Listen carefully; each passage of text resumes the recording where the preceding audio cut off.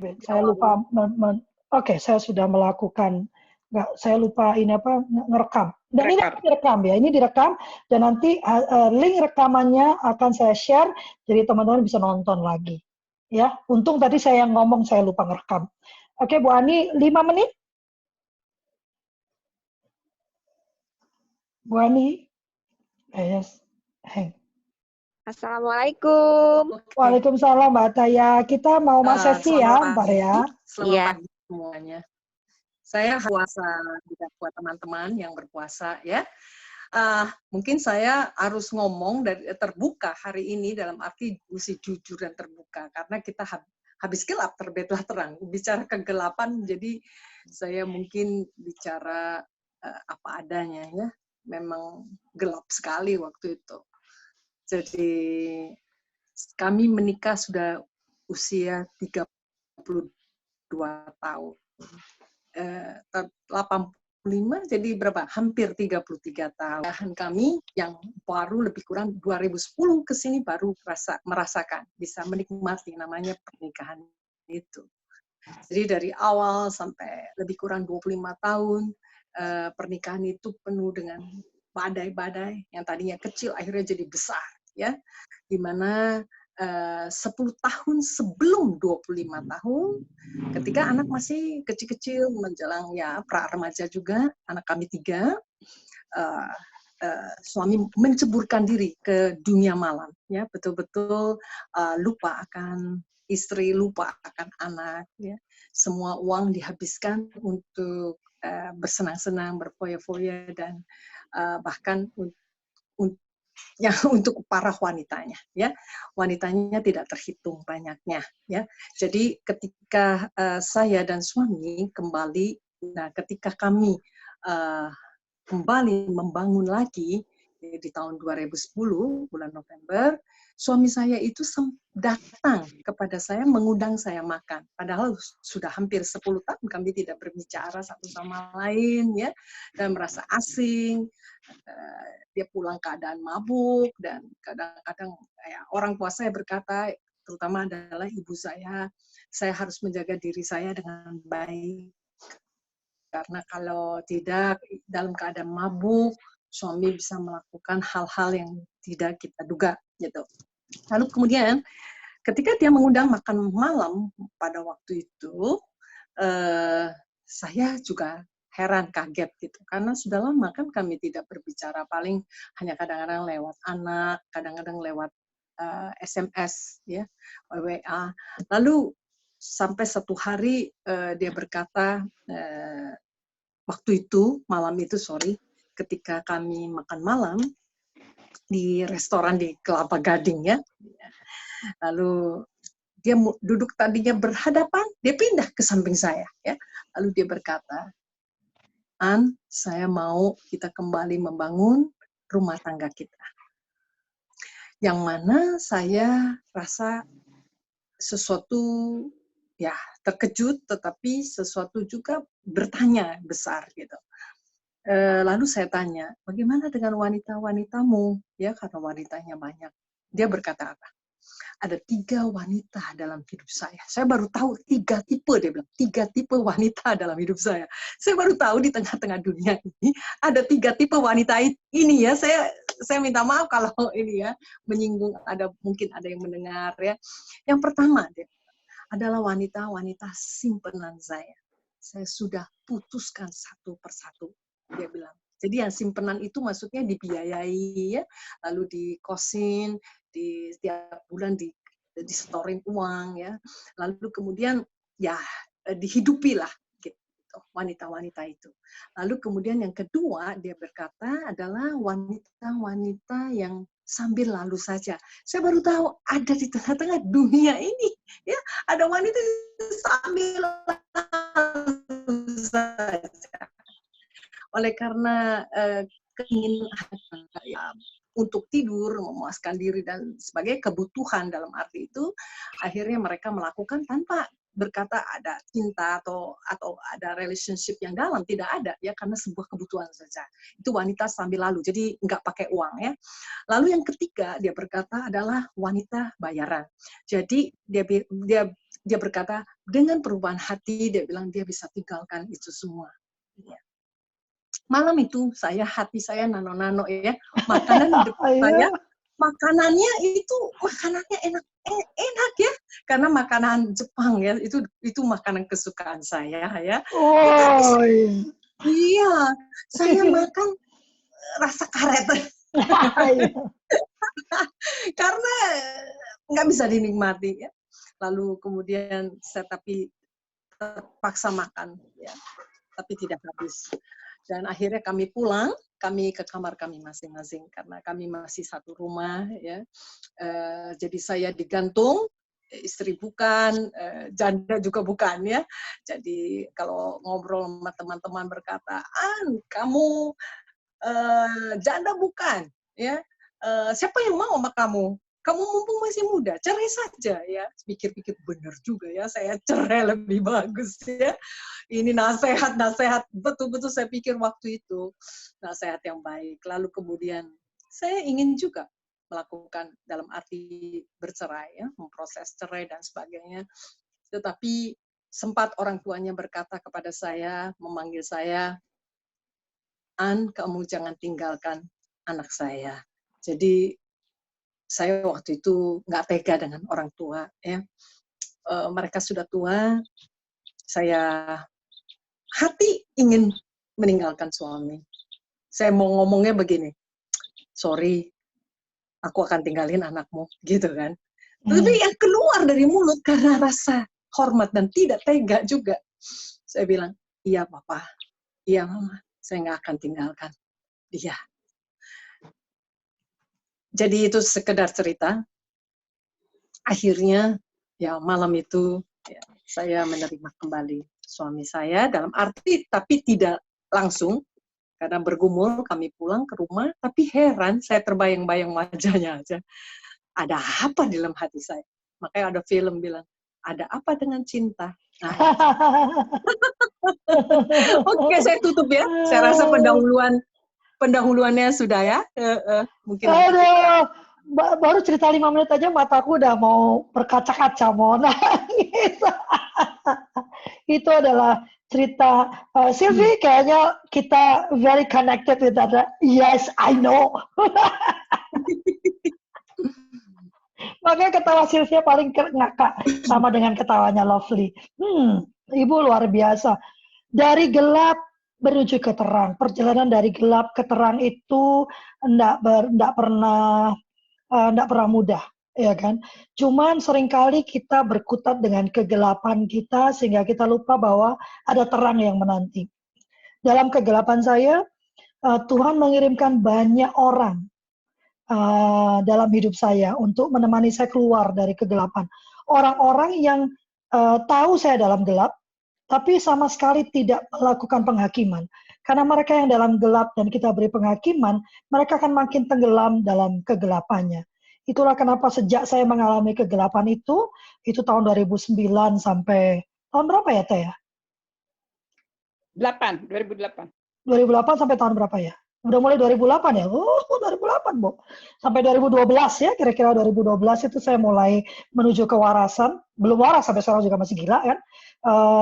Cuma dari 2019 itu, andaikan sejak saya muncul dari kegelapan itu, saya merasa bahwa perempuan tuh harusnya saling mendukung. Perempuan tuh harusnya saling mensupport. Apapun yang kegelapan yang kita alami. Bahkan terus terang ya, saat ini banyak sekali komentar tentang pelakor, tentang, aduh, saya sakit.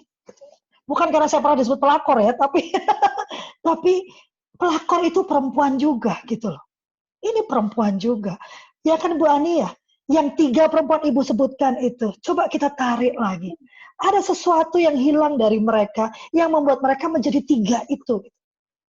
Sementara kita tidak menjadi 3 itu, karena kita punya kepercayaan diri yang diberikan Tuhan dari awal. Sedang mereka tidak diberi kepercayaan diri. Itulah kenapa waktu Teh Yanti mengajak membuat oprat ini, saya langsung, wah, oke. Ini tempat kita untuk saling berbicara, saling mensupport, bukan saling menghakimi. Saya menghargai sekali. Pasti tidak mudah buat Bu Ani menceritakan apa yang dialami, karena itu seberapa orang mengatakan itu aib. Ya kan, buat saya penderitaan kita adalah penghiburan bagi yang lain. Fakta bahwa saya pernah mengalami sesuatu yang buruk membuktikan bahwa kita bisa bangkit. Bu Ani coba lihat, dia suka tetap makin cantik malah dan makin mesra dengan Bapak ya Bu ya. Ibu itu membuat saya cepat pengen nikah lagi itu. Bahaya banget itu kan. Ya Bu Ani. Bu Ani kan frozen. Pengen nikah, cuma masalahnya kucingnya belum ada yang mau. Kan nikah sama kucing jadinya. Kan? Ada yang mau bercerita? Joel, Bu Yanti dulu, Yanti. Saya tahu Yanti itu paham banget dengan cerita itu. Jangan, yang lain dulu. Oh, jangan. Joel mau memberikan komentarnya? Iya, kalau saya mungkin ceritanya sedikit beda dari yang tadi Kak Ani alami. Benar-benar saya percaya kalau seandainya apa yang Kak Ani alami itu adalah sesuatu yang sulit ya sebenarnya untuk kita semua kaum wanita untuk bisa lalui bersama, tetapi kalau sekarang ini bisa jadi pemenang, itu saya percaya semua itu ada faktor yang penting, yaitu faktor Tuhan ya, yang intervensi di dalam, dan saya percaya bahwa tidak yang mustahil bagi Tuhan kita ya. Amin. Ya, saya bercerita dari segi pengalaman saya selama saya pulang ke Indonesia. Nah, begini, saya pulang ke Indonesia itu tahun 2000. Saya tinggal di Kanada sekian tahun. Terus sesudah saya menikah, saya balik ke Indonesia ikut suami. Nah, itu tahun 2000. Nah, pada saat itu saya mulai berusaha di sini. Waktu saya sekolah, saya planningnya itu pingin jadi CSI, pingin kerja di kepolisian. Tapi waktu pulang ke Indonesia, saya belajarnya kriminologi. Ya, jadi waktu saya pulang ke Indonesia, kayaknya agak sulit untuk saya bisa masuk kepolisian dengan mata sipit seperti ini juga. Jadi waktu itu mau nggak mau akhirnya saya coba untuk usaha. Nah, usahanya yang saya mulai pertama itu usaha impor ekspor ya. Saya coba macam-macam barang yang saya masukin dan sebagainya. Saat itu yang namanya bubble tea itu baru mulai ya di Indonesia. Dan itu juga booming di sekitar Asia pun waktu itu beberapa country aja ya. Jadi itu mula-mula dari Taiwan, terus habis itu masuk ke Singapura, terus masuk ke Indonesia. Tiba-tiba saya ingat banget, itu yang namanya gerai bubble tea, pada saat itu banyak sekali berjamur dan sebagainya. Nah, saya pada saat itu berpikir kalau seandainya saya mau maksudnya tuh waktu itu semuanya masih impor, nggak ada yang lokal ya. Jadi kalau seandainya saya mau jual bubble tea, pada saat itu saya pikir daripada saya jual satu persatu segelas-segelas begitu, saya mendingan saya impor ya. Impor itu ibaratnya saya tuh jadi distributor gitu ya. Nah, pertama-tama saya impor itu cepat sekali langsung habis gitu. Jadi itu barangnya dari sirup, dari bubble-nya itu cepat sekali habis gitu. Nah, impornya terus sesudah itu jadi lebih berani kan. Yang pertama cuma berapa bis doang ya kan. Terus langsung habis, langsung semangat gitu. Akhirnya ya langsung nafsunya besar, saya masukin satu kontainer. Ya, masukin satu kontainer itu berupa sirup, bubble, dan sebagainya. Nah, apa yang terjadi? Sampai terbusuk-busuk itu barang saya buangin, dan sebagainya. Akhirnya sekitar lebih dari setengah kontainer akhirnya saya harus buang. Karena kenapa? Barang itu di Indonesia pada saat itu kayak booming, terus tiba-tiba setahun setengah kemudian tuh tutup, jadi itu banyak tuh akhirnya gerai-gerai bubble tea yang tutup pada saat itu ya. Itu sudah mulai kurang lebih 2001. Nah, 2001 sesudah saya habis di barang-barang import pada saat itu. Nah, saya bekerja sama dengan adik saya yang bisa menjadi saksi ya, adik saya di Kanada, Lily ya. Kita berdua itu akhirnya kita joinan buka butik. buka butik pada saat itu, jualnya baju pesta. Nah, pada saat itu kalau seandainya orang mau beli baju pesta, itu agak sulit ya, karena nggak sebanyak saat ini. Jadi rata-rata banyaknya orang tuh ukur bikin gitu ya.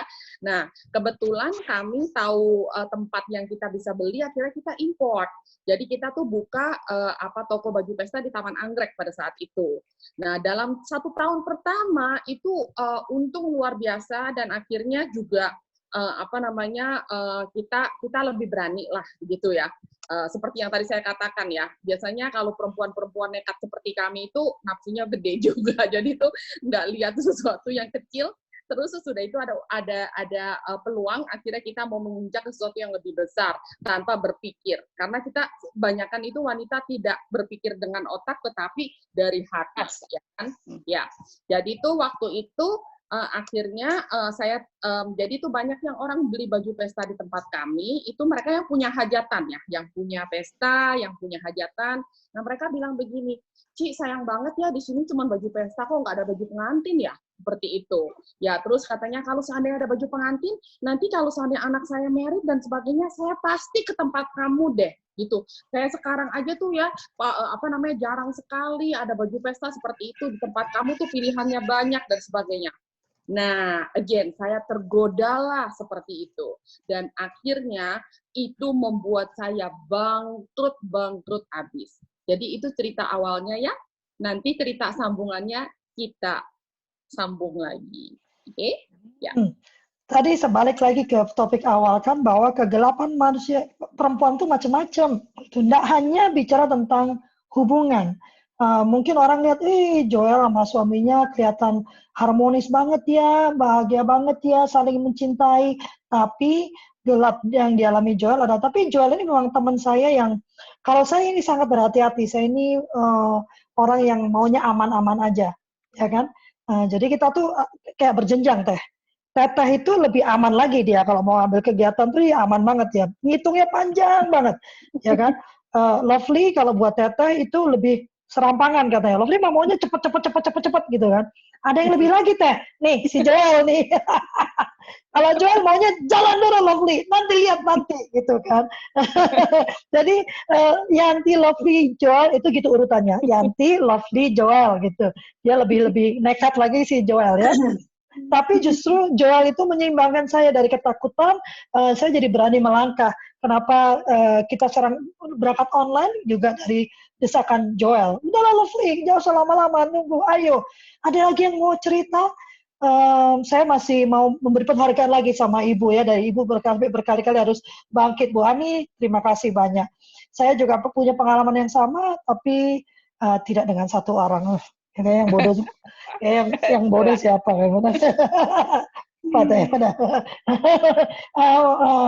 Sylvia. Oke.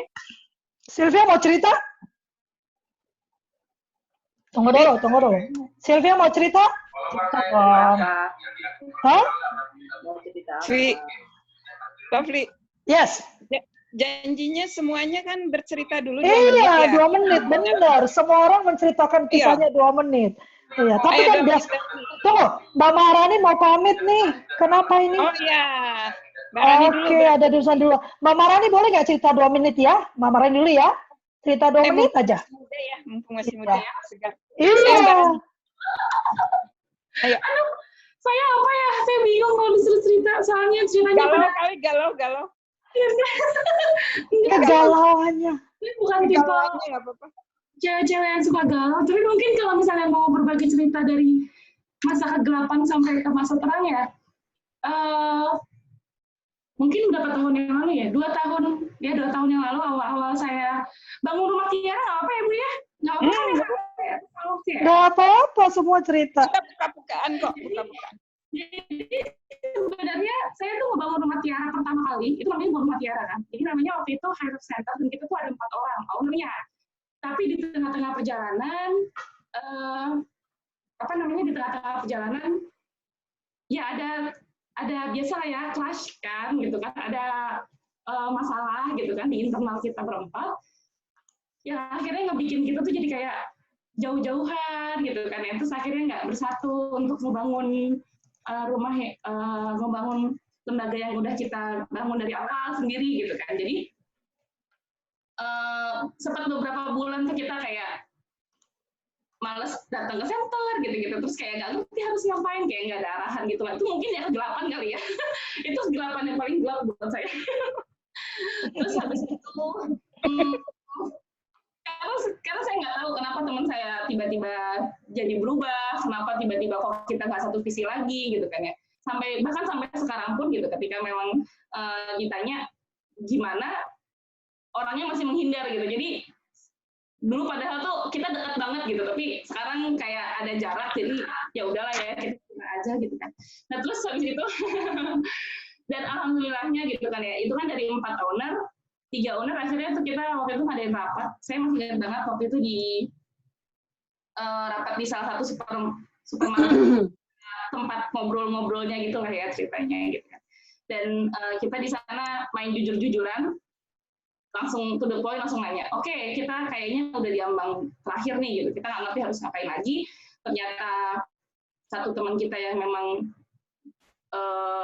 berniat ingin keluar itu memang jadi panutan kita banget gitu. Jadi dia kayak pegangan kita selama kita mendirikan rumah belajar kita ini. Ternyata dia yang mau keluar gitu. Jadi kita bertiga itu sama sekali sama-sama orang-orang baru ya. Saya juga kan masih umur segini gitu kan ya. Nggak punya banyak pengalaman. Emang berapa? Kamu umur berapa? Saya umur 30 tahun. Masya Allah. Masih muda banget, setengah usia. Makanya kalau misalnya udah pada cerita tentang nikah gitu, saya masih belum merasakan pernikahan.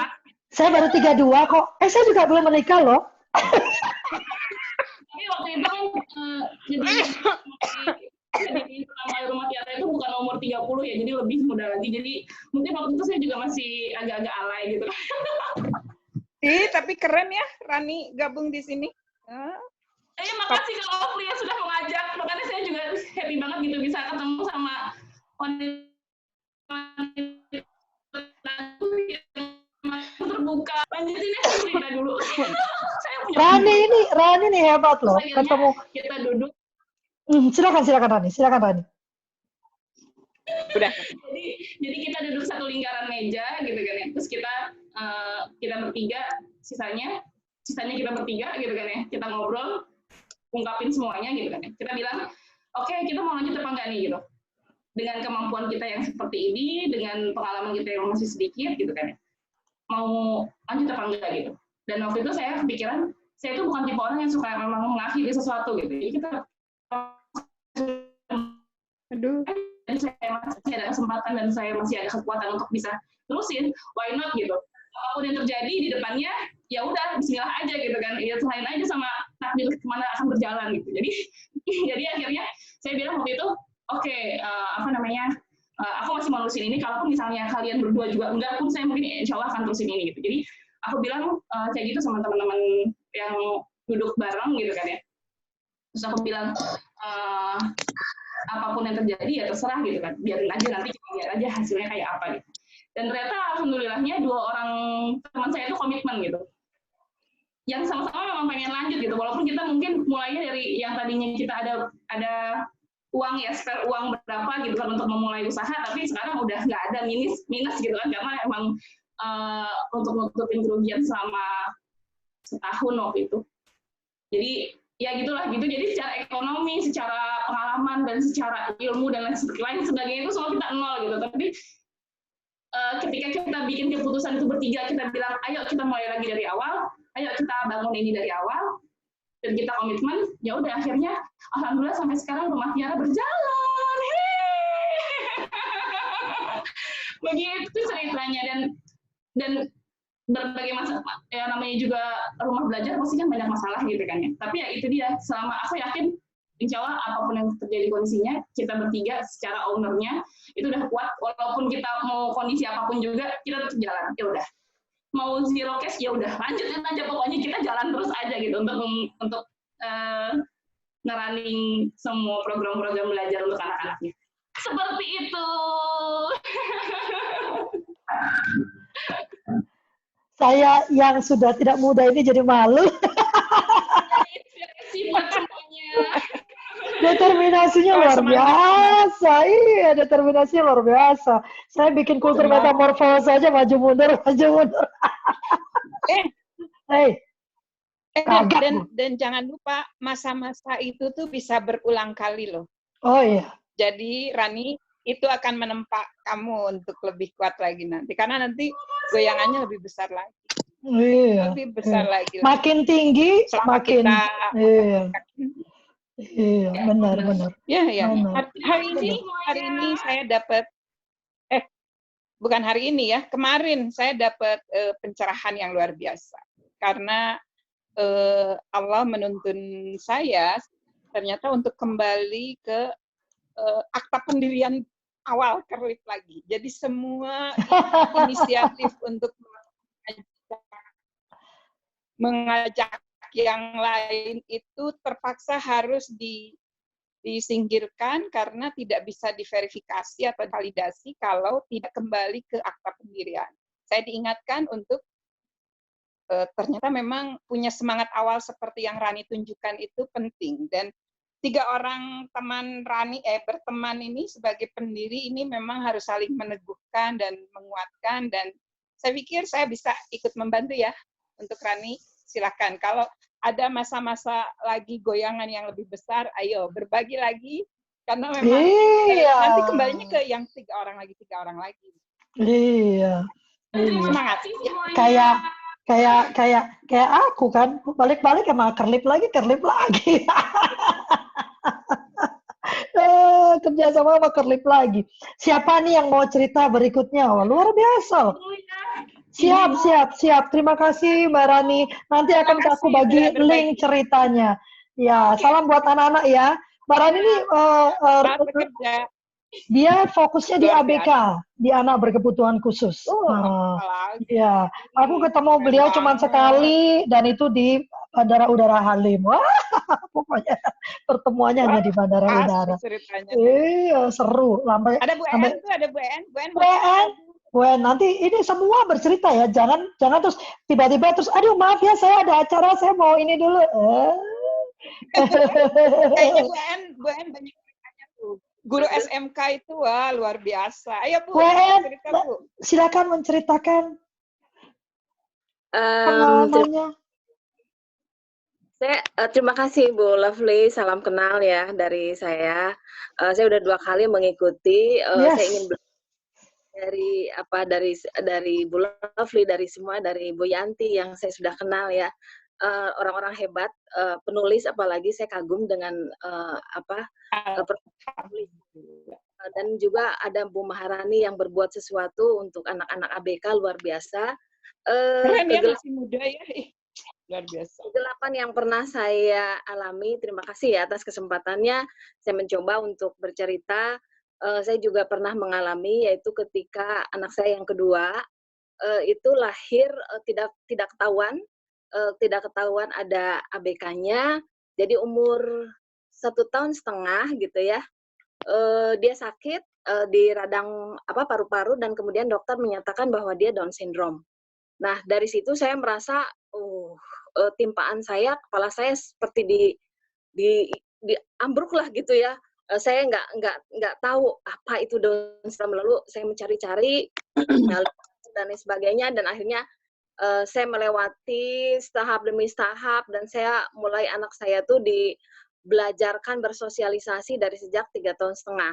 Jadi dia biarinlah, saya tahu kemampuan dia, keterbatasan dia, tapi saya mencoba untuk dia tidak asing dengan budaya belajar gitu ya. Jadi 3,5 tahun saya coba ke rumah main itu yang di samping saya.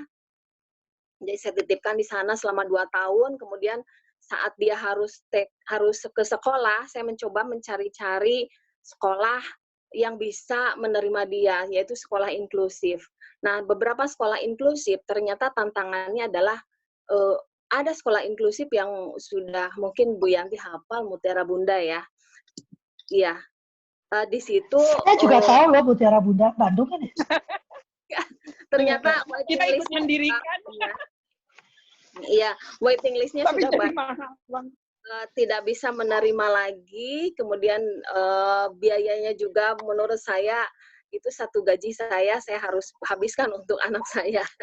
Lalu saya mencari-cari lagi sekolah yang lain, terus dia sudah sudah mencoba mentreatment anak Down syndrome, ternyata dia akhirnya melepaskan kembali ke orang tuanya. Mungkin emang kapasitasnya agak sulit untuk membina anak Down syndrome ini. Ini membuat saya sedih ya, saya harus kemana lagi. Akhirnya saya kembali lagi saya direkomendasi ke satu sekolah binaan Mutiara Bunda, yaitu inklusif juga, dan dia sedikit terjangkau oleh saya, meskipun saya harus bersusah payah untuk istilahnya membiayai anak saya. 2 tahun saya di sana, saya berharap ada SD di sana, tetapi ternyata di sana tidak ada SD. Lalu saya kembali menyekolahkan anak saya ke rumah main. Di situ untuk baca dan tulis gitu ya. Dan kemudian terus tentu saja dari sejak 1,5 tahun itu saya harus mengikuti terapi-terapi di Rumah Sakit Al-Islam gitu ya, selama 1 minggu 2 kali. Lalu saya akhirnya menyekolahkan lagi di rumah main secara informal, dan akhirnya dari rumah main itu ini harus ke SLB. Lalu saya, ya sudah kalau gitu saya memang mungkin harus ke SLB. Saya mencari-cari SLB, kemudian saya menemukan yang dekat dengan rumah, dan alhamdulillah sampai saat ini anak saya nyaman di sana. Meskipun pada awalnya saya merasa, ya Allah, gimana ya anak saya bisa apa enggak gitu mengikuti, kemudian menerima gitu ya. Teman-teman yang memang bercampur lah dengan yang lain, ada yang selalu teriak-teriak dan sebagainya. Kalau anak saya relatif diam ya. Jadi, nah ternyata saya sangat luar biasa, hati anak saya itu mau menerima teman-temannya, dan mereka nyaman dengan gurunya. Sampai saat ini dia sudah 3 SMP, dan saya merasa semakin lama semakin ya saya melihat dia berkembang dengan baik gitu ya, dengan yang dibandingkan dengan yang lain, alhamdulillah mungkin lingkungan keluarga saya, kakaknya, suami saya sangat mendukung dan tidak membedakan perlakuannya terhadap anak saya gitu, sehingga anak saya bisa berkembang sangat sangat baik gitulah dalam segala keterbatasannya. Ya seperti itu ya. Kemudian dengan begitu saya lebih melepaskan beban saya lebih rileks karena support dari keluarga saya lebih rileks, dan saya mengembangkan kembali, punya kesempatan kembali untuk belajar, melanjutkan gitu. Nah itu yang menjadi motivasi itu adalah anak-anak saya. Nah, mungkin itu. Luar biasa. Ya, terima kasih Bu Yanti. Kayaknya hari ini hari menangis kita semua nih. Semua nih hari ini kayaknya nih. Tadi ke Bu Ani aja saya sebetulnya kesulitan sekali untuk terus ngomong ini karena udah mau nangis aja. Luar biasa semua perempuan di sini memang. Iya kan? Masih tetap loh saya ditanya, kalau saya bilang, ayo ikut yuk obrolan perempuan tangguh, tapi Mbak Lovely saya tuh nggak tangguh. Justru saya juga nggak tangguh. Justru karena tahu kita nggak tangguh, kita berkumpul, bersatu kita teguh. Tapi karena social distancing jadinya ya bersatu kita nggak bagus juga. Mbak Sylvia jangan telepon dulu atau orang aku lagi on. Kepencet. Dia nelpon aku cuma, halo sayang. Hai. Nah, disapa dulu tuh si dedenya. Hai. Cantiknya. Halo. Cantiknya. Siapa namanya? Halo. Kan? Tira. Waduh. Tira suka apa nari? Kau suka nari nggak? Kenal. Suka. Suka. Oh, salam kenal ya dari Kak Lovely ya. Kak Lovely sombong. Karena kalau di Asapena tuh semua dipanggil kakak, karena Kak Setonya dipanggilnya kakak. Jadi sok pinter lah, sok cantik, sok muda, segalanya lah. Siapa nih giliran? Terima kasih Bu En. Tidak mudah untuk nomor 1 ya, biasanya kalau kita berhadapan dengan hai Hema, selamat bergabung. Selamat nomor 1, kalau kita punya anak BK, saya berkali-kali memimpin lembaga pendidikan, Joel pasti sangat tahu ya.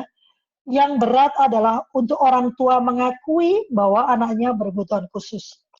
Padahal pengakuan makin awal orang tua tuh mengakui bahwa anaknya punya kebutuhan khusus, makin kita bisa bukan memperbaiki, karena tidak ada yang diperbaiki, itu kan kondisi yang diberikan Tuhan.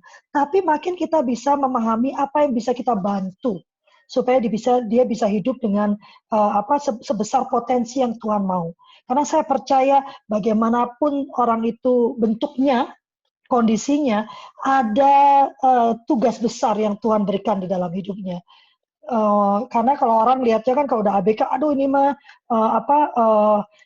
beban gitu kan, beban. Saya tidak percaya itu. Tapi kalau kita tidak mengakui, tidak mengakui kondisi anak kita akan sulit untuk membantu dia menjadi sejatinya dirinya. Tiap anak itu istimewa. Saya nggak hanya bicara untuk anak ABK ya. Untuk semua anak, nomor 1 mengakui dulu. Anak saya itu memang keras kepala. Anak saya yang kecil itu tantrum dulu. Jadi kalau waktu 4 tahun, 3 tahun tuh, 3 tahun, 4 tahun, kalau sudah marah nggak bisa ditahan, Bu. Jadi kalau anak lain itu dibully sama gurunya, kalau anak saya membuli gurunya. Gitu.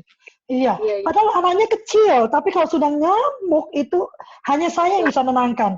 Karena cuma saya yang tahu bahwa nggak usah diajak ngomong. Orang kan kalau lagi ngamuk, hobinya kan diajak ngomong. Itu siapa, Teteh?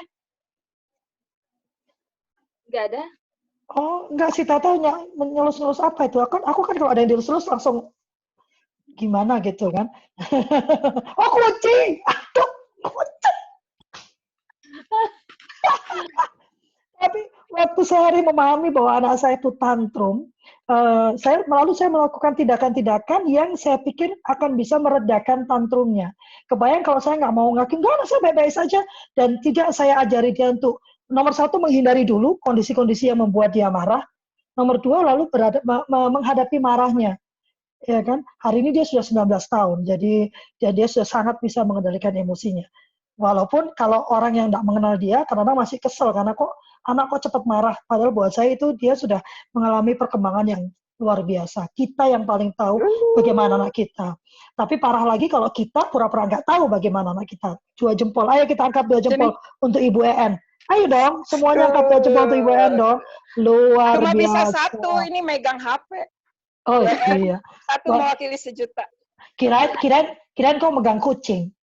Oh iya, megang tuh. Megang kucing. Masa aku megang kucing juga? Aku nunggu ini aku pegang lah. Tikus. Jangan. Oke, Dan saya mute ya. Saya mute. Mbak Eni mau cerita? Ini karena berurutan kacang aja. Mbak Eni ini juga punya cerita yang luar biasa. Saya sudah tidak terhubung dengan beliau itu cukup lama, dan saya nggak mengenali karena beliau sekarang berjilbab. Jadi waktu si Mbak nyapa saya di Instagram, saya bingung. Gentian. Di mana?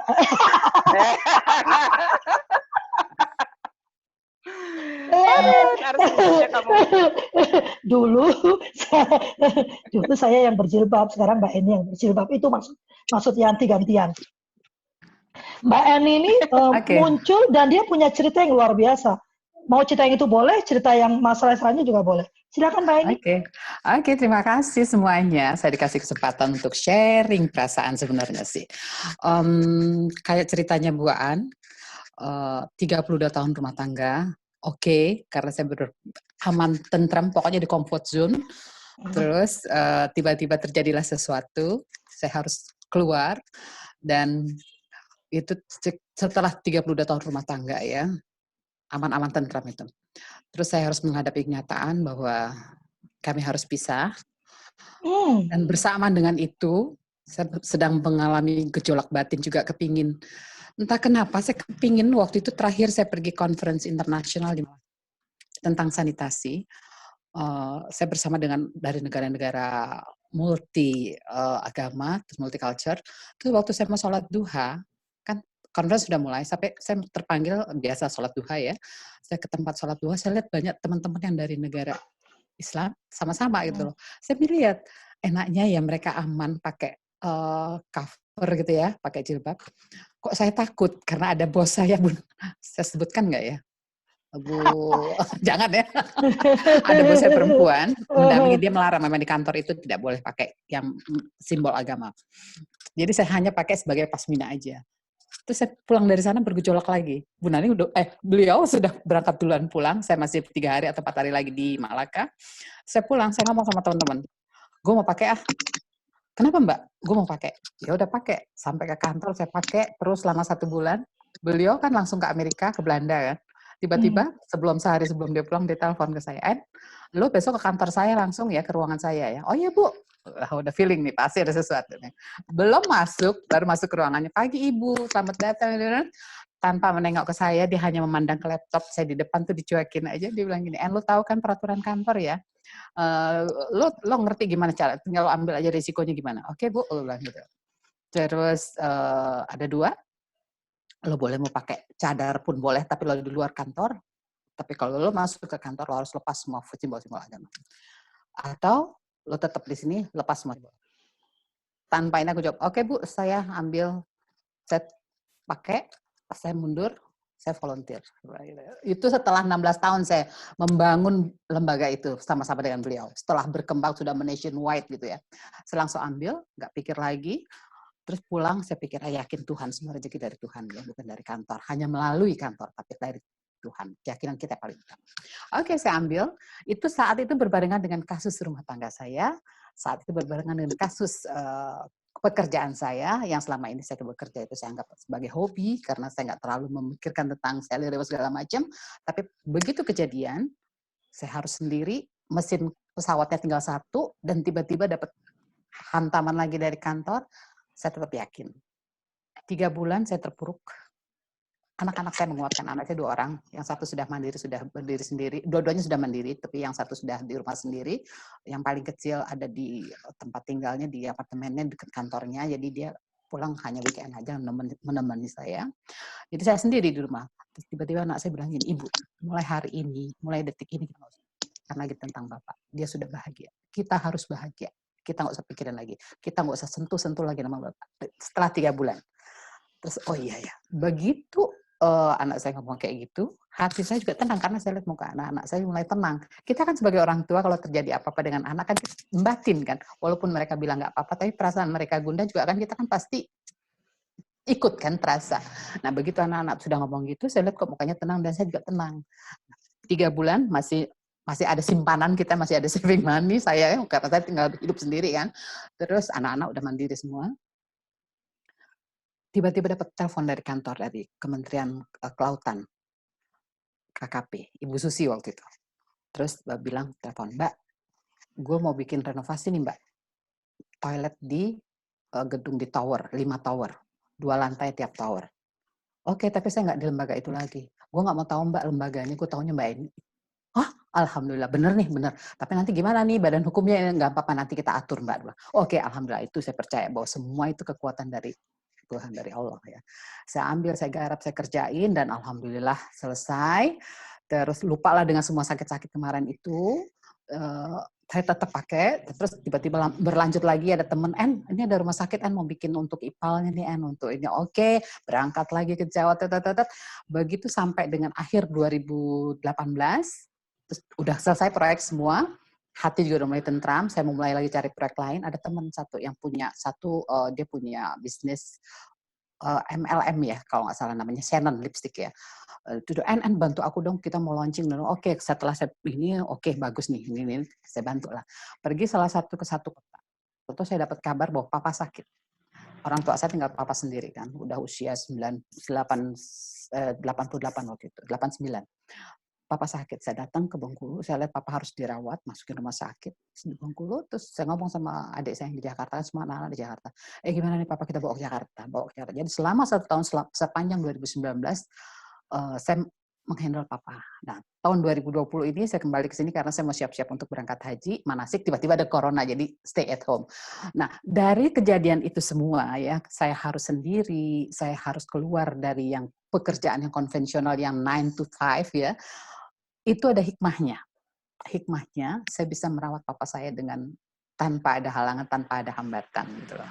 Hanya kecuali saya tinggalkan papa saat saya pergi untuk manasik haji. Nah, dari situlah saya bilang dari gelap selama setahun itu, selama 2 tahun sebelum kejadian papa sakit, itu ternyata ada hikmahnya, kita bisa mendapatkan berkah lebih banyak lagi karena kita bisa menghandle orang tua dan ternyata kita mendapatkan pekerjaan dengan tidak merubah keinginan kita ya, keyakinan kita, kemauan kita gitu ya.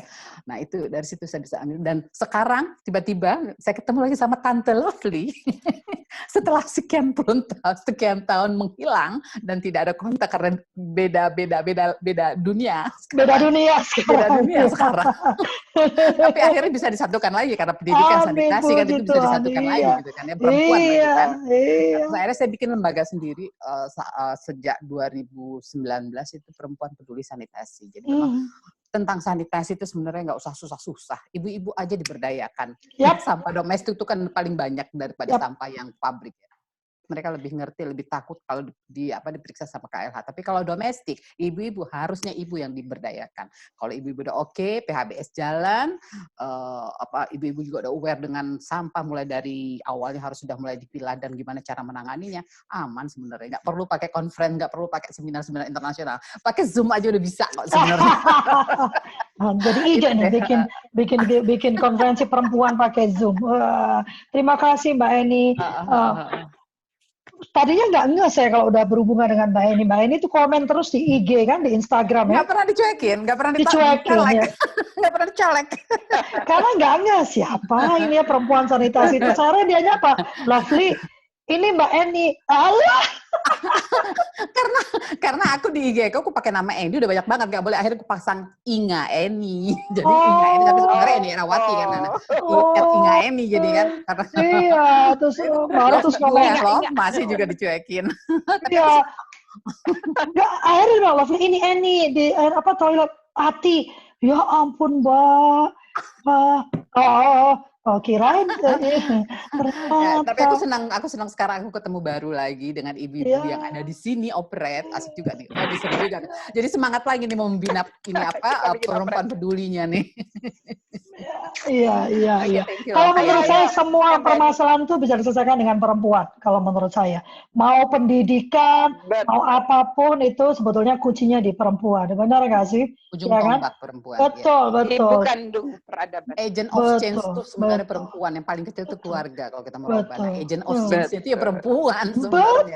Ujung tombaknya. Kan ada tulisan kan kalau educate the woman, you are educating the nation. Ya, betul. Ya kan, educate the woman dan you educate the nation.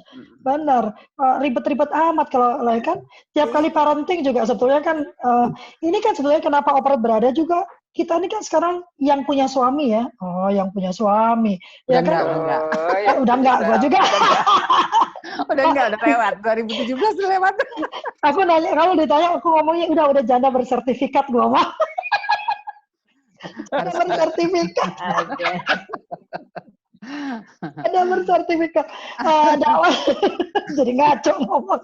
Jadi kan kalau kita perempuan ini kan sebetulnya menurut saya kita ini makhluk yang sangat kuat kalau menurut saya. Entah ya Bu Ani ya, menurut saya kita ini makhluk yang sangat kuat sebetulnya. Kita ini penopang dalam rumah walaupun dan kuatnya kita adalah di dalam topangan kita harus patuh sama suami. Wah, itu butuh mental yang sangat kuat loh. Kalau saya tanya tiap kali. Patuh lama-lama enggak.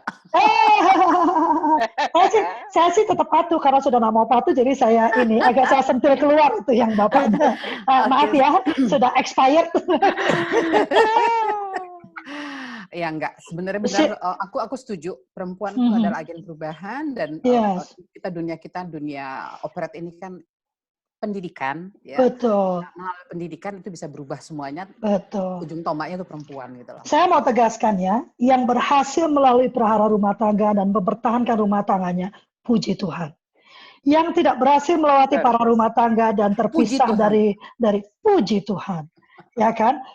Benar, karena kadang-kadang masih ada orang-orang yang karena dia lewat dari praharanya, mereka memandang orang-orang yang tidak bertahan dalam praharanya itu seolah-olah kita adalah orang-orang yang kalah. Nah, saya tidak sepakat begitu. Karena yang berkuat dalam praharanya itu memperkuat yang tidak selamat dari praharanya. Saya ini termasuk yang tidak selamat dari prahara saya kan. Saya masih cukup bodoh di masa itu, masih sangat ego mungkin ya, teteh yang menemani saya dari awal sampai selesai ya kan. Masa gelap saya depresi, kalau yang teman saya di Facebook, saya mencoba menuliskan apa yang saya alami di masa itu, nulis saja masih nangis, nggak terbayang Ibu Ani menceritakan. Saya nulis saja gemeteran dan masih nangis, itu butuh waktu setelah 13 tahun padahal. 13 tahun berlalu, mantan suami sudah bahagia dengan istrinya, saya sudah bahagia dengan kehidupan saya, tetap aja nangis kan. Jadi yang lulus itu, Bu Ani yang lulus pun tadi saya lihat masih tergerak dengan kisah itu. Jadi sebetulnya kita sama, yang lolos dari prahara, yang tidak lolos. Tapi saya nggak mengatakan, menurut saya lolos dari prahara ya.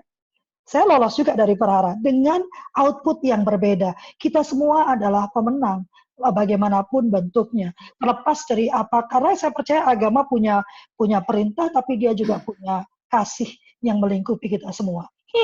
Sylvia, it's your turn. Aku nggak tahu kenapa kau pindah ke sebelahnya Mbak Eni, jadi kamu. Silakan Sylvia. Sylvia ini, sebenarnya saya nggak kenal Sylvia secara pribadi. Kalau yang lainnya ini kan teman-temannya Mbak Yanti ya. Saya nggak tahu. Moga-moga satu waktu kita bisa ketemu secara personal setelah prahara ini berlalu. Kalau Sylvia ini sebetulnya kayaknya kita udah saling kenal sejak 2009 ya Sylvia ya. Nggak pernah, tapi saling kenal. Saling kenal itu udah harus ketemu loh. Kita sekarang ada di dunia maya ini. Saya punya banyak sekali teman yang saya nggak pernah ketemu. Tapi, dan nggak pernah ngobrol. Sylvia. Namamu susah sekali namanya. Itu apa itu? Coba sebutkan namamu, Bos. Alicia Sylvia Dewi. Alicia Sylvia Dewi. Yang Alicia Sylvia. Kok nggak masuk ya? Nggak ada aku. Ada Mbak kelihatan dari sini. Sylvia ini, dia punya satu anak dan Sylvia ini ibu tunggal. Yes. Oh, luar biasa. Ya, Malang, ya, dia luar biasa. Ya, coba silakan Sylvia menceritakan kisahnya. Yang semuanya, nama saya Sylvie dari Malang. Saya single parent, ibu satu anak perempuan. Dan selama ini saya berjuang sendiri. Dari 2009. Suaranya kurang jelas ya. Jangan terlalu dekat, Mbak. Ya. Sudah jelas. Ya. Dari 2009 dari saya hamil itu market sudah nggak di sini. Saya fight sendiri. Dikala semua orang bilang I have to abort, but I'm not.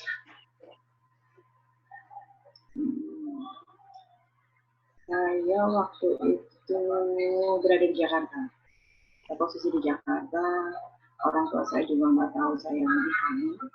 Saya benar-benar hiding everything. I did it alone. Terus kemudian kehamilan saya bermasalah waktu itu. Sempat hampir keguguran. Jadi puji Tuhan bertahan. Kemudian saya pulang itu 2010 bulan Februari. Terus saya mulai dari nol.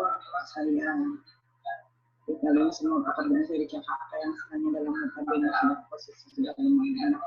Saya tinggal semuanya. Saya mulai dari nol 2010 akhir.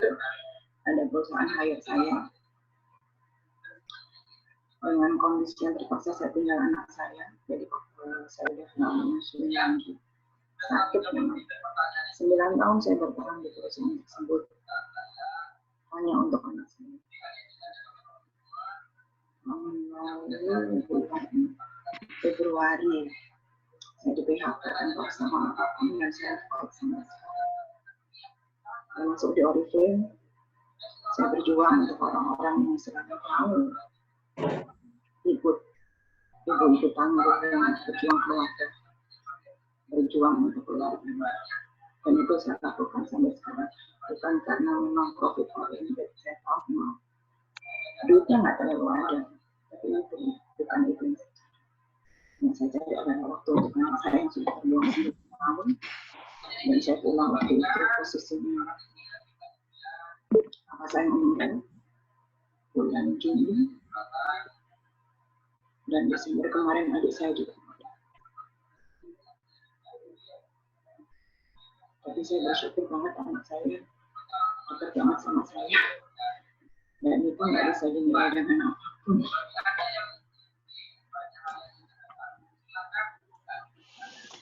Luar biasa. Aduh. Luar biasa, luar biasa. Saya baru dengar loh cerita Sylvia ini. Kami baru terhubung sekarang karena tadi saya share di Facebook dan saya tag semua perempuan yang muncul di nama-nama saya. Saya benar-benar melakukan ini random ya, karena kita tuh nggak pernah tahu siapa yang Tuhan kirimkan untuk kita layani. Dari siapapun kita terbuka untuk dilayani. Benar ya Bu Ani ya? Bu Ani mengatakan bahwa hidup kita di dunia ini adalah sekolah kita. Benar banget Bu Ani. Pernikahan juga sekolah kita. Benar banget Bu Ani. Jadi saya lulus juga Bu Ani, sudah lulus. Hidup sendiri juga sekolah, semua tidak mudah. Kita membutuhkan Allah ada bersama kita. Sudah tamat. Ya sudah lulus kan, sudah tamat. Ini udah tamat, sudah tamat. Ya, mau masuk S2 ya. Ah gitu. Dua pernikahan masuk ke jenjang berikutnya. Tetap ngarep ya, tetap ngarep ya. Saya cerita ya. Boleh dong. Saya cerita. Ada beberapa babak, tapi kayaknya sih saya tertarik dengan apa yang tadi disampaikan oleh baik Bu Ani maupun siapa tadi, Rani ya. Pertama karena sebagai perintis dan pemangku kepentingan utama di perkumpulan yang menggunakan istilah keluarga, saya harus benar-benar melindungi istilahnya sendiri kan. Berat, ternyata benar apa yang disampaikan oleh almarhumah notaris perkumpulan keluarga peduli pendidikan, bahwa dia bersikeras, saya butuh waktu 5 tahun untuk dapat akta notaris itu karena tidak bisa menggunakan nama keluarga di muka. Jadi akta notarisnya perkumpulan keluarga. Jadi akta notarisnya badan hukumnya perkumpulan, namanya Perkumpulan Keluarga Peduli Pendidikan. Karena nama keluarga ini nanti akan berat ditanggung oleh saya dan memang itu terasa sekali. Begitu tahun berapa ya waktu itu, mulai dari tahun 95 kayaknya. Ya, 95 sebelum Kerlip berdiri bahkan ya. Terus 2005 begitu ya, kejadian setelah Kerlip berdiri, agak sulit, bukan agak sulit, berat sekali bagi saya untuk bisa melepas secara mandiri gitu, karena Kerlipnya sudah nyantel di nama saya gitu. Jadi ketika saya memutuskan sesuatu yang melepaskan identitas keluarga, ini berpikir berkali-kali. Saya tadi memulai dengan ternyata saya diingatkan kembali ke istilah itu gitu, ketika akta, saya baru ingat kalau kita punya akta perbaikan, dan akta perbaikan itu melarang saya menggunakan istilah Kerlip ternyata di akta perbaikan itu. Jadi Kerlipnya jadinya jadi paten milik saya jadinya. Nah, ini yang membuat saya kemudian memutuskan untuk membuat yayasan Sigap Kerlip Indonesia, dan semua yang menggunakan nama Kerlip masuk di dalam yayasan itu. Dan yang luar biasa, saya memberanikan diri pada saat sumber daya tuh hampir nggak ada gitu kan, tapi Allah malah menghadirkan yang tak terduga. Jadi saya ingat saat itu tuh menjelang maghrib ketika saya mendengar kabar bahwa ada gempa bumi di Palu di Sulawesi Tengah, padahal teman-teman saya dan dunia internasional semuanya tersedot ke NTB gitu kan. Saya akhirnya meminta orang yang tadinya saya kader untuk memimpin kader muda Kerlip di daerah timur. Jadi 2014 lalu saya berjanji untuk yuk kita pancarkan kilau Nusantara dari timur, mulai dari Makassar begitu ya. Kemudian bersikeras tidak mau karena nggak punya pengalaman. Lah saya bilang saya juga awalnya begitu kok. Ya udahlah, saya pinjam aja namanya dan saya akan galang resource yang saya punya untuk membantu di Sulawesi Tengah. Dan relawan yang kami rekrut dalam waktu 1 jam itu 125 orang dan berusaha untuk datang ke lokasi itu dengan melewati medan yang luar biasa. Itu yang membuat saya kemudian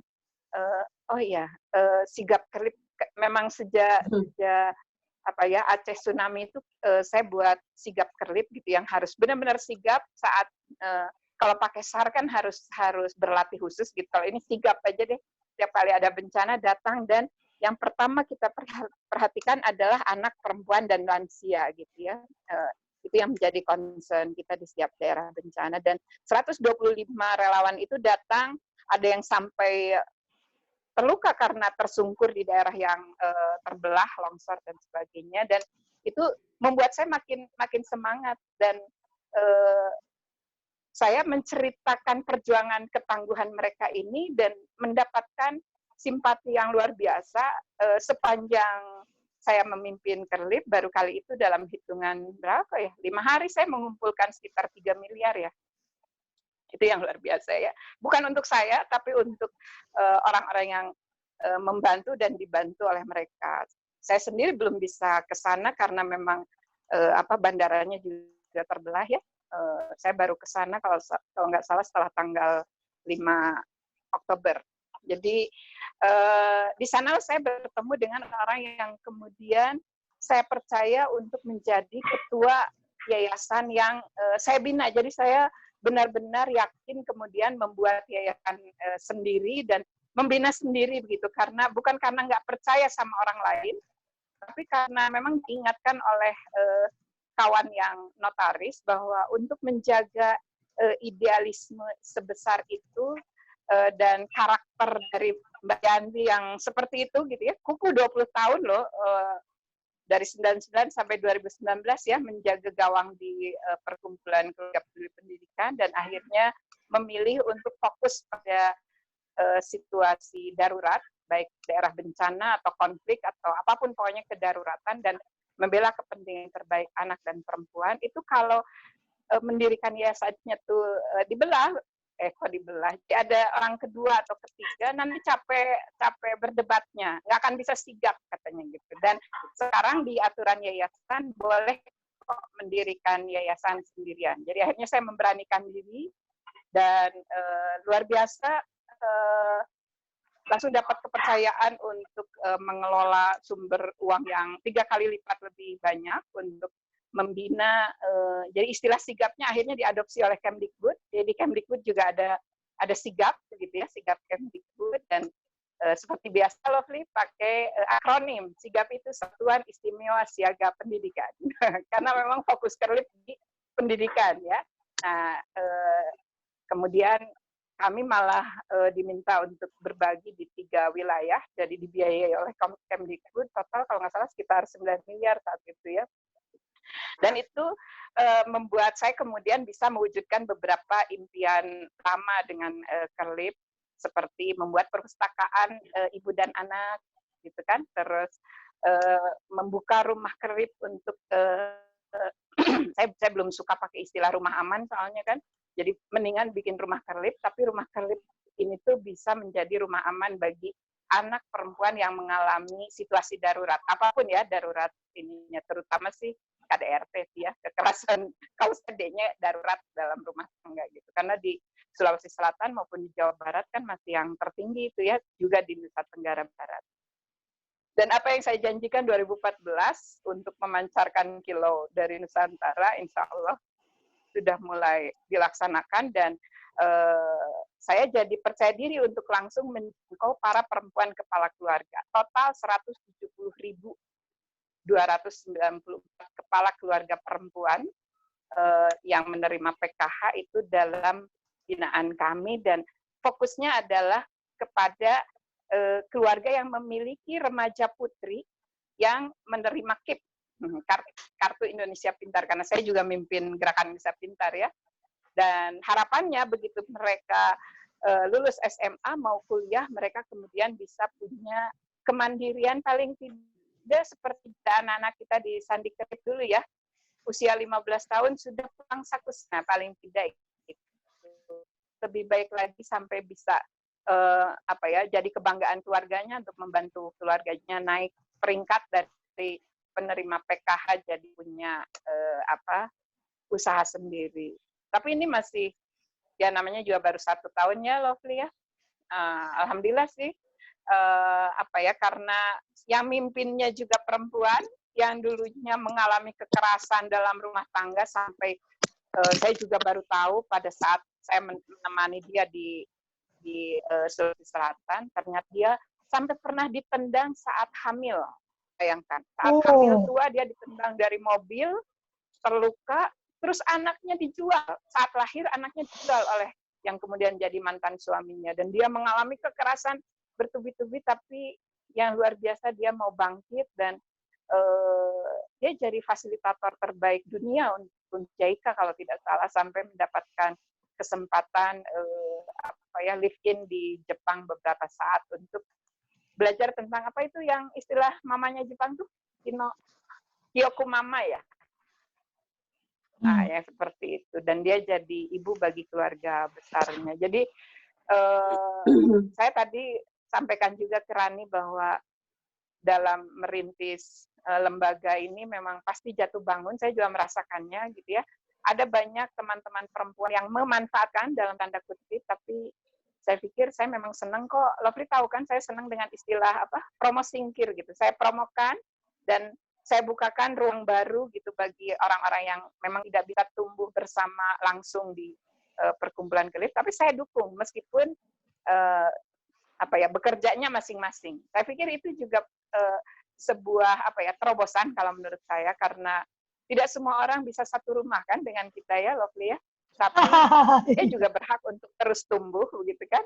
Terus tumbuh, dan kekayaan yang saya miliki itu kan jejaring, ya kan? Jadi saya buka jejaring itu, saya tumbuhkan. Kalau dia memang ingin tumbuh bareng saya di Sigap Kerlip, hayu bukalah rumah Kerlip di daerahnya masing-masing, dan tanggung jawabnya tadi itu tumbuh bersama perempuan dan anak demi kepentingan terbaik mereka, bukan untuk kita. Karena nanti balasannya dari Yang Maha Kuasa ratusan bahkan jutaan kali lipat gitu. Kita sudah merasakannya ya dalam kalau istilah kamu dulu roller coaster kita nih dalam jatuh bangunnya kita untuk bisa membantu sesama, sebenarnya untuk menyembuhkan diri kita sendiri ya dalam upaya kita membantu. Saat itu juga kita mengobati luka-luka yang ada di kedalaman, karena tidak semua orang seperti saya salut deh sama Bu Ani yang berani untuk menceritakan ini meskipun di sini ya di ruang kita ini gitu. Karena, sudah jadi buku kalau nggak salah ya Bu ya. Oh, luar biasa. Karena kalau saya menunggu, saya ingin menceritakan detailnya perjuangan perjalanan saya gitu ya, tapi nanti setelah anak ketiga usia 21 tahun, sesudah dia dewasa gitu ya. Ada alasan-alasan khusus karena ini. Tapi saya sih salut yaitu tadi anak muda seperti Marani, ya terus Bu EN yang diberi anugerah. Bu Eni. Bu EN. Ya Bu EN ya. Diberi anugerah calon penghuni surga kan. Amin. Anak-anak berkebutuhan khusus. Insyaallah Bu Eni yang luar biasa Bu, punya meneguhkan keyakinan itu kan apapun pilihannya itu pasti dapat sorotan dari banyak pihak dan lebih banyak negatifnya, apalagi pada saat yang sama menyandang status janda ya, wah lebih ini lagi. Lovely pernah ya dulu sampai berat sekali lah. Pokoknya itu sesuatu yang tadi Lovely bilang saya cari aman, saya nggak mau, belum mau, jangan deh. Sementara saya cari aman dengan status. Kalau pergi ke luar negeri atau apa tuh masih ada yang nanda tangan yang lain lah gitu. Paling tidak itu fungsinya ya Lovely ya. Ketawa dia. Ya kita memang perlu perlu mengukur di mana batas-batas kemampuan kita masing-masing. Betul. Dan jangan hadir untuk dihujat karena memang kita belum terbiasa dengan apresiatif inquiry, jadi kita lakukanlah kepada siapapun kita selalu berprasangka baik, dan dimanapun, meskipun dia sampai menyakiti kita. Banyak soalnya orang-orang yang menyakiti saya dalam perjalanan dengan klip ini. Jo, kita tos. Dan tidak pernah tidak pernah, bahkan ada yang sampai berulang kali, sampai kemarin hari ulang tahun Kerlip yang ke-20 saya dapat hadiah yang kurang ajar banget ya, dari orang yang begitu menghibah meminta pada saya untuk menyerahkan Kerlip gitu, kemudian mengundurkan diri dengan cara mengirim surat di hari ulang tahun sebagai hadiah yang saya 3 hari 3 malam itu nggak bisa ini gitu ya, luar biasa, saya bilang tuh pukulan ini. Tapi ternyata lompatannya itu saya bisa membersihkan perkumpulan keluarga peduli pendidikan dengan cara yang maha kuasa. Saya nggak pernah tahu ketika ternyata verifikasinya harus balik ke awal dan tidak bisa ini karena pertama notarisnya sudah meninggal, meskipun protokol notariatnya itu dilanjutkan oleh putrinya, tapi saya nggak bisa membuat akta perubahan, itu udah diperbaiki dan final. Artinya kan bukan saya yang menyingkirkan orang lain ya, Lovely dan teman-teman, tapi memang Tuhan punya cara sendiri gitu untuk mendorong agar yuk kita kembali ke hibtah. Saya tidak pernah meninggalkan siapapun yang sudah bergabung nanti posisinya di anggota dan di perkumpulan posisi tertinggi adalah rapat anggota, bukan saya sebagai ketua. Jadi justru orang-orang yang sudah bergabung meskipun tidak punya status jabatan apapun kemudian di perkumpulan karena tidak dilegalkan gitu ya, tapi tetap dia jadi anggota meskipun anggaran dasar yang diterimanya 3 orang yang kukuh itu menjadi anggota tetap yang punya hak veto, tapi nggak boleh di urusan keuangan. Hak vetonya cuma urusan idealisme. Jadi kepada yang punya idealisme butuh silakan bergabung. 21 tahun bahkan ya untuk dikukuhkan bahwa kita punya hak veto untuk menjaga idealisme kita. Nah, buat Bu Eni yang baru mendirikan perempuan peduli sanitasi, ayo Bu, saya sangat concern di situ, begitu apalagi binaan kita di daerah Garut itu kan masih dolbon Bu, masih di atas kolam itu ya, dimakan sama ikan dan sebagainya, bukan dolbon, dolam. Gitu ya, makasih ya Lovely, Iya, dan iya. Eni dan kawan-kawan. Yuk semangat. Cantik-cantik gini, saya pernah jadi direktur Kerlip loh. Sekarang nggak bisa ngomong jelek-jelek gini ya. Ngomong selalu cantik-cantik gini, saya pernah jadi direktur Kerlip saya. Pertemuan saya dengan Teh Yanti itu lucu. Jadi tahun 2008, 2009 ya Teh ya. Masa saya benar-benar hancur lebur itu 2009, 2008. Tahun itu saya tuliskan di tulisan saya bahwa saya merasa saya itu memang perempuan yang jelek. Jadi nggak akan pernah ya, Ibu siapapun ngomong ke saya sejelek apapun, saya nggak akan bilang saya jelek. Saya pokoknya jatuh apapun saya akan bilang saya cantik. Bodoh amat kau ngomong apa. Tapi di waktu itu saya benar-benar merasa saya ini jelek, saya ini gemuk. Nah kalau itu emang ini ya, itu mah fakta ya. Saya bodoh dan saya ibu yang buruk. Saya benar cantik kok. Iya, saya memang cantik kan, saya nggak bilang ini. Iya. Itu memang yang diciptakan, yang didampakkan oleh sekitar saya, ya kan? Sehingga pada titik itu sebelumnya. Jadi pada titik itu saya merasa memang saya seperti yang dikatakan orang-orang di sekitar saya. Makanya selalu saya bilang sama orang-orang tuh, sekarang kalau saya ada perempuan yang datang ke saya lalu ngomong, saya bilang no, jangan dengarkan apa kata orang, dengarkan Tuhan. Tuhan itu bicaranya di dalam hati, dan kalau dengar kata Tuhan nggak akan bicara yang buruk. Mau mencong mulutmu, dia bilang kamu adalah ciptaanku yang sempurna, ya kan? Mau hitam kulitmu, kamu adalah ciptaanku yang sempurna. Jadi nggak usah dengar orang kalau zaman sekarang. Benar ya Joel ya? Joel udah nggak tahan tuh mau ngomong dia. Di masa itu ada satu peristiwa saya ingat banget waktu. Saya pakai jilbab ya, dan saya pakai jilbab tertutup rapi lah ya Teh ya. Kita datang ke satu seminar pendidikan waktu itu. Awal-awal saya bertemu dengan Teh Yanti, kita datang berdua ke seminar pendidikan.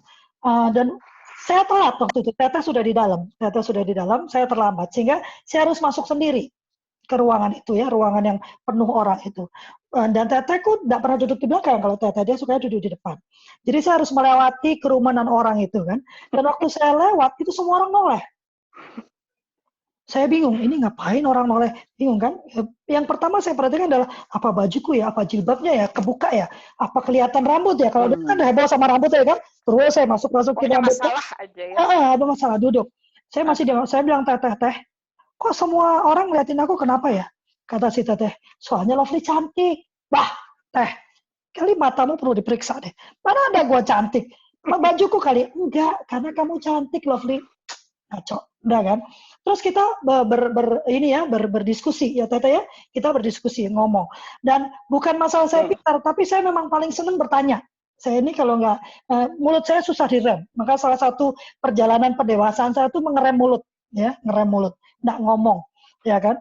Jadi waktu itu ya begitu ada yang nggak benar, saya angkat tangan dong, tanya, gitu kan? Terus kalau nggak cocok saya angkat tangan dong, saya ngomong, kayaknya Bu Ani tahu benar ya. Karena Bu Ani ketemu saya pertama kali kan di meeting Asapena, pasti tahu. Saya angkat tangan, tanya. Semua orang diam. Kalau saya ngomong, semua orang diam. Waduh. Saya bilang, Teh, emang ngomonganku salah ya? Kok semua diam? Kata Teteh, enggak. Omongan Lovely itu pintar. Orang nggak nyangka. Ide itu tuh nggak mereka pikirkan. Ingat nggak Teh ngomong itu? Balik saya bilang lagi, Teh, gila kali lo ya. Saya itu bodoh tahu. Karena semua orang bilang saya bodoh. Termasuk mantan saya, ngaco Teteh ini. Pulang saya mikir dong, tapi dua kata itu buat saya berpikir. Berarti ada kemungkinan nih yang di rumah salah nih. Yang di luar benar, bahwa saya sebetulnya cantik dan saya pintar. Pintar. Ya kan? Nggak seperti yang mereka omongkan. Mulailah kegalauan saya itu dimulai. Saya ketemu Teteh itu karena urusan homeschooling, bukan karena urusan galau perempuan. Waktu itu saya pikir saya berada dalam kondisi yang sangat nyaman. Ternyata baru digoncang. Wah, kok ada beberapa orang, nggak cuma 1-2 orang mengatakan saya cantik, saya pintar. Tapi dalam perjalanan saya temukan bukan kata orang, tapi kata saya. Saya mulai berkata pada diri saya sendiri, dan itu Teteh. Tiap kali kita pergi, waktu itu kayak saya miskin papa ya, Teteh yang udah punya handphone dengan kamera. Ya kan? Tiap kali kami pergi, yang dilakukan Teteh pertama kali adalah moto saya.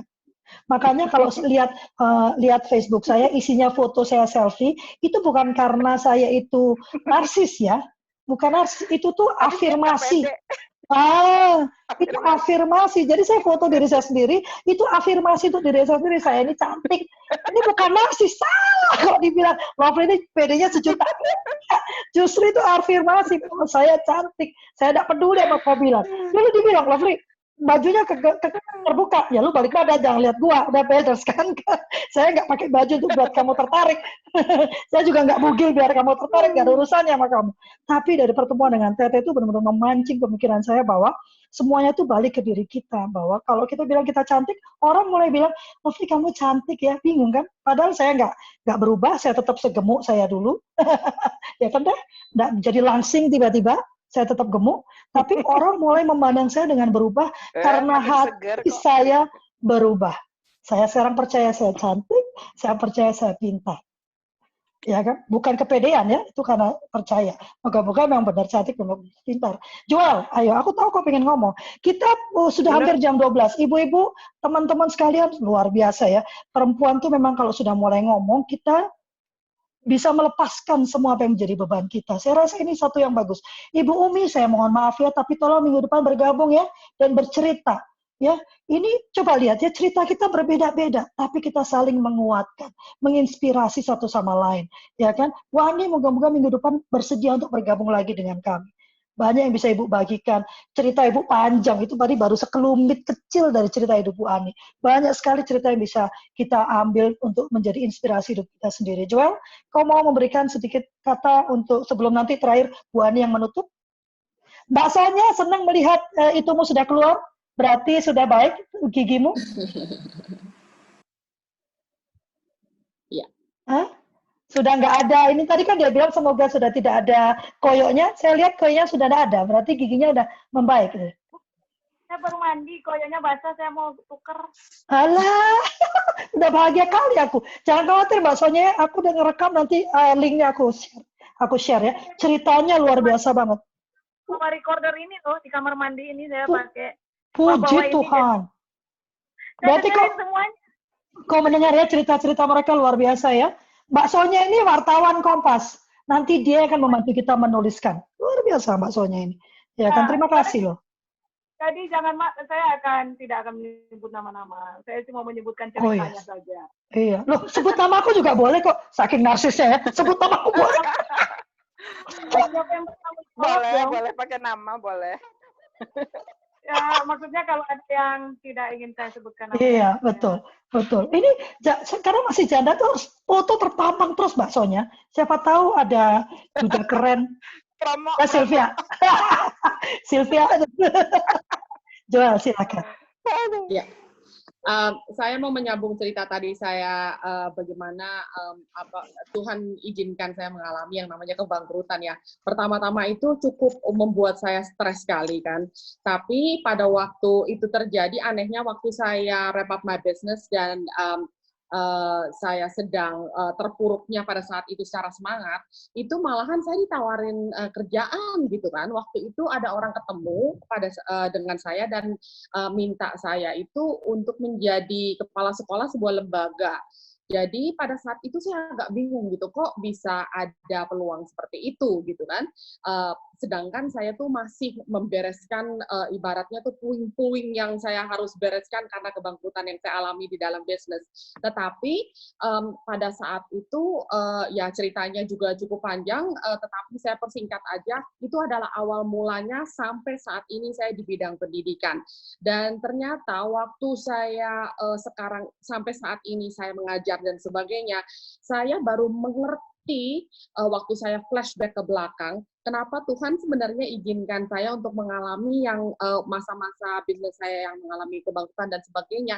Karena ternyata Tuhan mau itu saya dari pengalaman saya yang ada itu, saya bisa mengajarkan kepada orang bagaimana untuk menghindari hal tersebut supaya tidak akan terjadi atau jalani jalan yang saya pernah jalankan gitu. Dan waktu saya mendapatkan hal itu, akhirnya saya ingat akan quote ini. Tadi ada Teh Yanti juga bilang sharing quote. Hari ini saya mau sharing satu quote yang sebenarnya saya suka sekali. Ini sempat menjadi profile picture saya cukup lama sampai orang banyak yang memanggil saya Bapak. Ya, oke. There you go. Okay. Yeah. I've missed more than 9,000 shots in my career. I've lost almost 300 games 26 times. I've been trusted to take the game-winning shot and missed. I failed over and over again. That is why I succeed. So, seperti yang kita ketahui, ini adalah foto daripada Michael Jordan. Dan Michael Jordan adalah legend. Lu nggak minta gue nerjemahin kok? Biasanya langsung. Silakan. Ayo, tolong kamu pakai kata-kata yang lebih indah. Ayo, silakan. Michael Jordan bilang, saya sudah gagal melemparkan bola sebanyak 9.000 kali sepanjang karir saya. Saya kalah hampir 300 pertandingan, 26 kali saya dipercaya untuk melemparkan bola kemenangan, tapi gagal. Saya sudah gagal dan gagal dan gagal dan gagal, tapi itulah sebabnya saya sukses. Iya. Kenapa saya suka sekali akan quote ini? Karena saya percaya dari kegagalan kita itu sebenarnya kita harusnya bangkit kembali dan kita bisa belajar sesuatu yang baru. Apalagi seperti yang saya sharingkan minggu lalu, bahwa sebenarnya untuk wanita-wanita itu sebenarnya kita mempunyai kekuatan yang lebih ya. Dan ini ya kadangkala melalui kesakitan yang kita alami diizinkan di dalam kehidupan kita, itu yang menjadi kita lebih kuat. Jadi pain makes people change, but it also makes them stronger. Dan saya bersyukur kepada Tuhan karena saya diizinkan melalui yang seperti tadi saya katakan, mungkin secara ekonomi terpuruk seperti itu, tapi justru dari sana akhirnya saya melihat bahwa panggilan saya itu lebih nyata, yaitu mungkin bisa mendidik generasi yang selanjutnya untuk tidak mengalami hal yang seperti saya. Itu saja yang saya mau bagikan hari ini. Terima kasih. Joel itu memang pakar quote-quote ya, luar biasa. Bu Ani, ada yang mau disampaikan? Bu Ani, Oke, silakan. sebagai penutup ya, saya ingin menyampaikan buat teman-teman semua, kedengaran suara saya? Yes, Ibu. Yes. Oke, yang pertama mungkin ada 3 hal yang saya ingin ungkapkan sebagai penutup. Yang pertama adalah pengenalan akan Allah itu dan kita menghidupi Allah dalam hidup kita, memampukan kita untuk mengampuni kesalahan orang lain. Itu satu. Yang kedua adalah kita bisa memberikan makna yang benar atas setiap masalah yang kita hadapi, ya, ataupun menciptakan makna baru dari sebuah peristiwa, dari semua hal yang kita alami yang tidak mengenakan, ya. Itu memampukan kita. Penting untuk memberi makna yang benar. Karena apa? Seandainya waktu itu saya tidak memberi makna yang benar atas peristiwa yang saya hadapi di dalam kegelapan, misalnya saya memberi makna, oh betapa malangnya aku sebagai wanita, atau oh aku adalah wanita yang diperas atau dimanfaatkan, atau aku adalah korban dan sebagainya, maka aku semakin terpuruk. Tetapi dengan memberi makna yang benar bahwa aku ini wanita yang berharga, aku ciptaannya yang luar biasa, yang sempurna dari Allah, maka saya tidak menggantungkan hidup saya dengan perkataan apa kata suami atau kata orang lain tentang diri saya. Lalu kemudian poin yang ketiga yang besar adalah begini. Kalau jiwa kita sembuh, maka kecantikan itu dari dalam. Seperti yang Lofi tadi berkata, orang semua bilang, kamu cantik, betul, kamu pintar. Karena dari dalam jiwa kita kalau sudah sembuh, itu memancar satu kemuliaan Allah. Ya. Jadi orang akan melihat kita, sehingga kita, dimanapun kita berada, kita menjadi berkat, bukan menjadi batu sandungan. Amin. Dengan ini, habis gelap terbitlah terang, adalah kita semua wanita yang ada di sini adalah wanita-wanita yang betul-betul Kartini zaman now, ya. Kartini zaman now. Ya, yang bisa melewati tadi, bisa bermain jet coaster dengan mahir, ya. Karena hidup kita nggak ada di atas terus, kadang ada di bawah, tapi kita mahir di dalamnya. Seperti burung Raja Wali yang terbang tinggi menghadapi badai, tapi dia bisa main gitu. Itu kemahiran, ya. Jadi kita bisa melewatinya. Baik. Puji Tuhan. Udah kelihatan kan yang pendeta yang mana bukan Lovely, jelas. Luar biasa. Hari ini luar biasa. 2 jam berlalu. Padahal tadinya saya saya pikir ini akan berlangsung 1,5 jam ya. Karena kemarin agak sulit kemarin saya mencari-cari topik untuk kita mau berbicara. Ternyata pada pertemuan kedua kita lebih terbuka.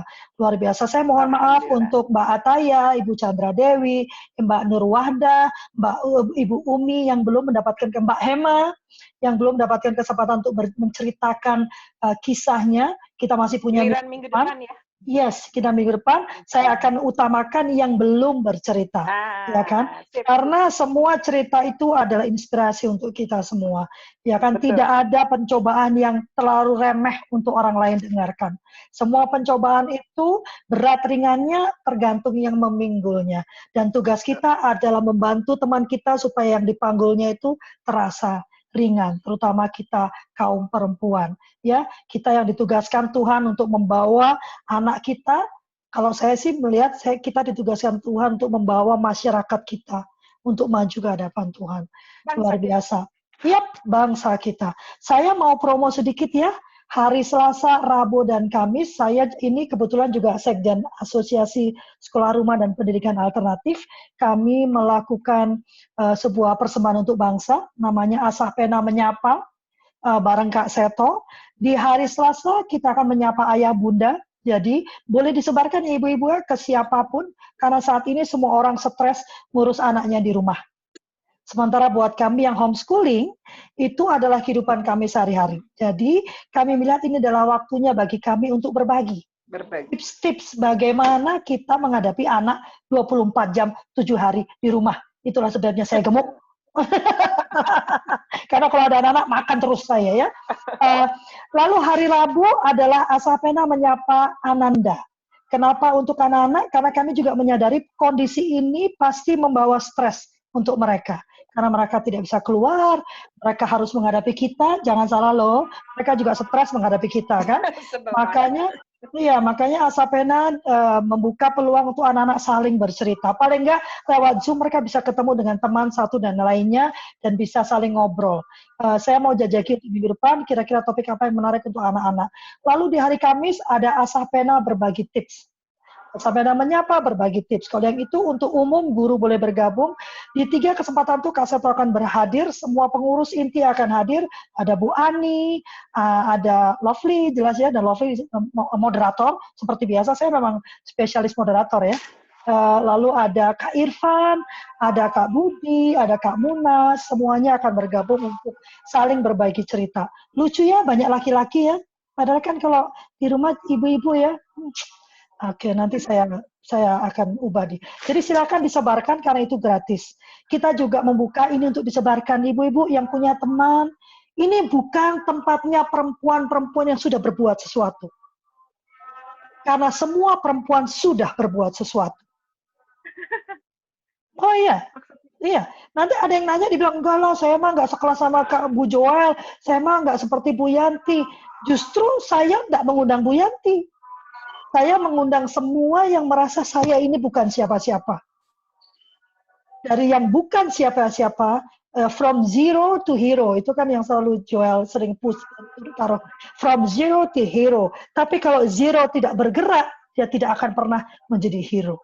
Jadi silakan undang sahabat, teman, ini kita udah punya Zoom nih. Saya sudah bayar ini. Jadi kita bisa pakai ini 2 jam. Tanpa terputus, ya kan? Undang semua teman kita yang tidak perlu kenal Lovely, tidak perlu kenal Lovely, tidak harus ada di Jakarta, tidak harus ada di kota-kota besar. Selama dia punya koneksi ke Zoom, ayo diajak bergabung. Kita punya WhatsApp group, silakan, ayo bergabung. Ini saatnya kita perempuan bersatu. Negara kita sedang digoncang habis, keluarga kita sedang digoncang habis. Ini waktunya kita bersatu dan menyelamatkan keluarga kita dan pada akhirnya menyelamatkan bangsa dan negara kita. Begitu ya, sampai jumpa minggu depan.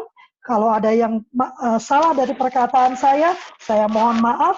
Saya undang kembali untuk bergabung minggu depan. Saya akan bagikan link rekaman hari ini di grup. Yang belum di dalam grup boleh japri saya, nanti saya akan bagikan. Terima kasih, Tuhan memberkati. Unmute, mari kita saling menyapa. Bye-bye. Bye-bye. Sampai ketemu, tetap sehat, tetap bahagia. Bye-bye. Bahagia selalu buat semua. Bye-bye. Mohon doa ya. Halo, mau doa untuk murid saya ya. Siap. Nanti kita doakan dalam nama Tuhan semua dilancarkan. Mari, bye-bye.